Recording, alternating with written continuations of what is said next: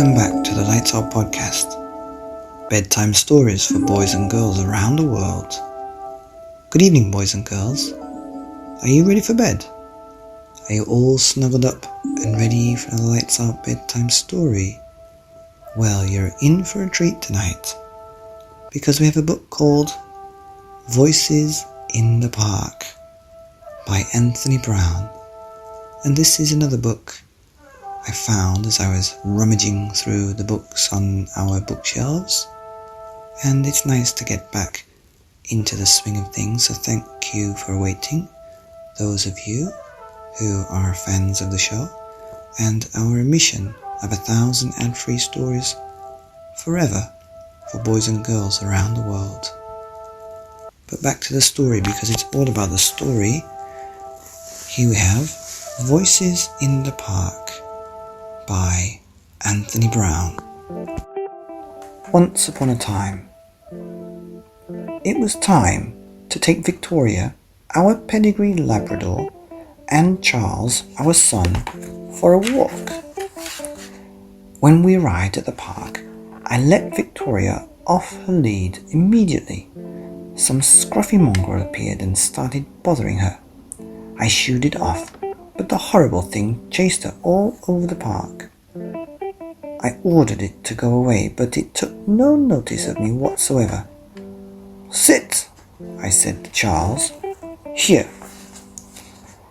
I was just planning what we should have to eat for that evening when I saw Charles had disappeared. Oh dear, where had he gone? You get some frightful types in the park these days, and I called his name for what seemed like an age. Then I saw him talking to a very rough-looking child. "Charles, come here, at once," I said. "And come here, please, Victoria." We walked home in silence.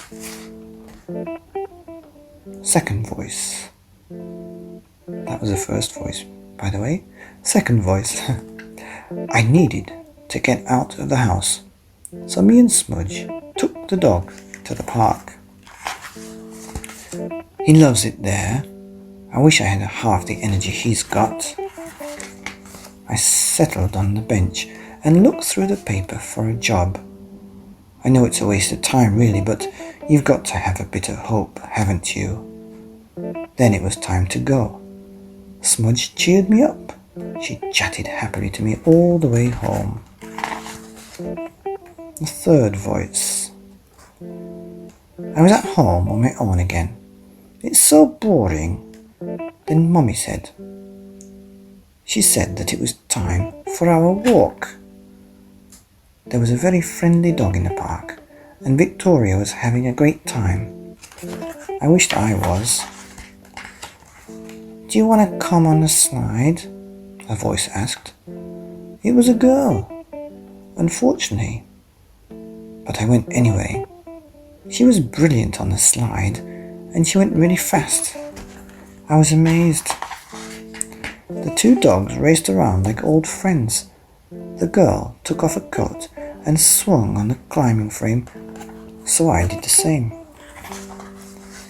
I'm good at climbing trees, so I showed her how to do it, and she told me her name was Smudge. A funny name, I know, but she's quite nice. Then Mummy caught us talking together, and I had to go home. Maybe Smudge will be there next time. The fourth voice. Dad had been really fed up, so I was pleased when he said we could go and take Albert to the park. Albert's always in such a hurry to be let off the lead. He went straight up to this lovely dog and sniffed its bum. He always does that. And of course the other dog didn't mind, but its owner was really angry, the silly twit. I got talking to this boy. I thought he was a bit of a wimp at first, but he was okay. We played on the seesaw, and he didn't say much, but later on, he was a bit more friendly. We both burst out laughing when we saw Albert having a swim. Then we all played on the bandstand, and I felt really, really happy. Charlie picked a flower and gave it to me. Then his mum called him, and he had to go home. He looked sad. When I got home, I put the flower in some water and made Dad a nice cup of tea. And that's Voices in the Park by Anthony Browne. From all the perspectives I think of In the Park, another great book by Anthony Browne. And this was a Kurt Maschler Award winner, 1998. There you go. Here on the Lights Out podcast, bedtime stories for boys and girls around the world. Good night.